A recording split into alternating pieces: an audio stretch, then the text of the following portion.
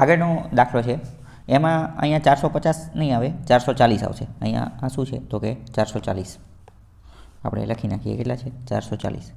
તો શું કહે છે કે એક વેપારીએ એક મોબાઈલ 440 રૂપિયામાં ખરીદ્યો અને તેને 10% નુકસાન ઉપર વેચ્યો, પરંતુ પછી ખ્યાલ આવ્યો કે 10% નુકસાનની ગણતરી જે છે એ વેચાણ કિંમત ઉપર કરી નાખી છે. હકીકતમાં નફો અથવા ખોટ એની ગણતરી સીપી, કોસ્ટ પ્રાઇસ, મૂળ કિંમત અથવા ખરીદ કિંમત ઉપર કરવાની હોય, પણ વેપારીએ કોની ઉપર કરી નાખી? વેચાણ કિંમત ઉપર કરી નાખી.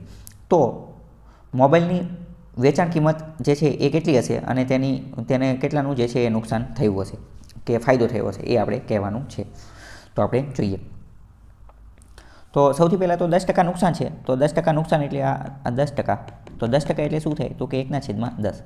હકીકતમાં આ જે 10 છે એ શું હોવું જોઈએ? એ કોસ્ટ પ્રાઇસ, મૂળ કિંમત હોવી જોઈએ, પણ એને વેચાણ કિંમત ઉપર કરી નાખ્યું. તો આ 10 શું હશે? 10 સેલિંગ પ્રાઇસ હશે. તો હવે અહીંયા આપણે લખીએ કે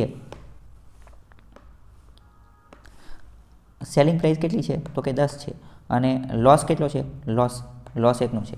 તો 10માં વેચું અને 1નો લોસ થતો હશે તો કોસ્ટ પ્રાઇસ કેટલી હશે તો કે કોસ્ટ પ્રાઇસ 11ની હશે. કેમ? કારણ કે આપણે જ્યારે ખોટ અથવા નફાથી મૂળ કિંમત ઉપર જવું હોય તો ઊંધું હાલવું પડે, અથવા તો તાળો મેળવીએ તો ખબર પડી જાય. 11માં લઈ અને 10માં વેચું, તો 11માં લઈ અને 10માં વેચું તો શું થાય તો કે લોસ થાય. કેટલાનો? 1નો. તો અહીંયા જવાબ મળી ગયો ને. તો તાળો પણ મળી જાય છે.